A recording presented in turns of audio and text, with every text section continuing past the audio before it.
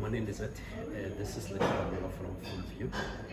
Thanks for agreeing to talk to us, and thanks for the invitation to be here.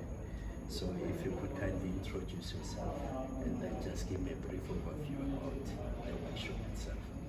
Thank you for coming. I'm Lisette Scheppers. I'm the Chief Economist at the BER for Economic Research. We're based at Stellenbosch University, and today is our annual conference where we talk about our forecast, we talk about our outlook, we talk about the different scenarios for the South African economy. And obviously top of mind today is what's happening in Iran, what's happening with the strait that oil needs to flow through, and the strait still being closed, and the impact that has on the South African economy. The impact we have all felt already. We've all paid more for fuel than what we did in February. If you don't have a car but you're relying on taxis or public transport, you've also felt the price increases. So the big question now is how these price increases are going to filter through to the rest of the economy. Before the war, we're talking about an economic growth forecast of about 1.8% for 2026. We're looking at 1.3% now at the moment. And it does feel that we will be lucky if we get there. The risks are on the downside.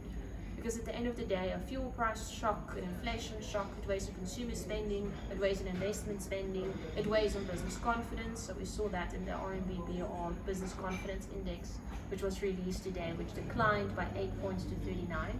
So that means less than 4 out of 10 business people in South Africa are satisfied with prevailing business conditions.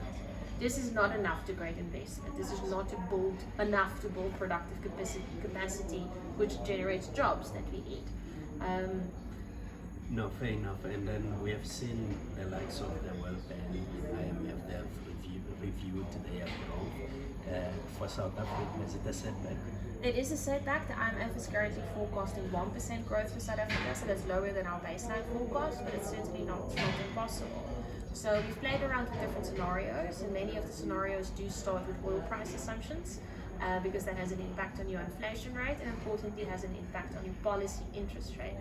So we've already seen the first interest rate hike last week.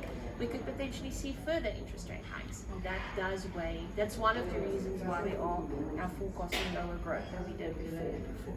But the rating agencies on the other side, they've been giving us a good rating in terms of the country, which is a good thing for us. So we've been building a bit of buffer on the fiscal side. We've been putting in the hard work in recent years, bringing inflation down to the new target of 3%. It's not there currently, but we started the war on a good footing. The fiscal position is significantly better than where it was a couple of years ago.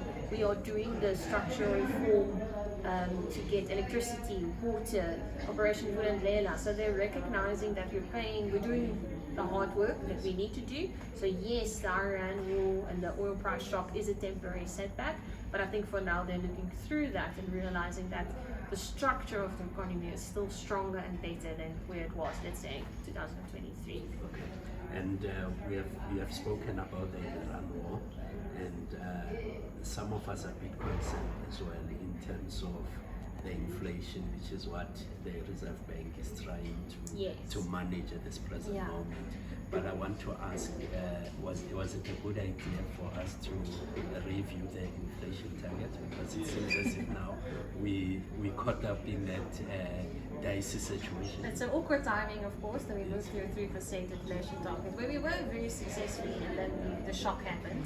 But I do think over the longer run, it's good for South Africa. Lower inflation leads to lower interest rates over time. It's good for the bond yields that we pay. Our government debt is lower in a lower inflation environment.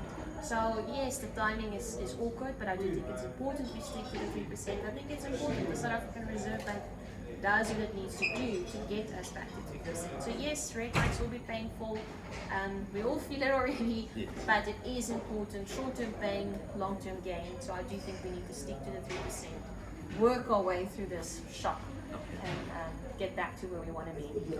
So as we close, what would be your message to the South Africans, given this tough economic situation? At the moment it's tough, there's no denying. The fuel price, we feel it, you see it, it's going to be with us for a little while. We see it already in people cutting back discretionary spending. But petrol prices can come down, it doesn't feel that way at the moment. I think we need to have faith in the South African Reserve Bank that they will bring back inflation to 3%. And once all inflation is moving forecast of back to a target, we will see the interest rate cuts as well. So there is long-term hope. I think that's what the rating agencies are seeing, that's what we are seeing, but there's no denying that the current period is tough. No, thanks very much for your insight, Lisette, and I really appreciate for your time as well. It's a pleasure. Thank you. Thanks. Cool.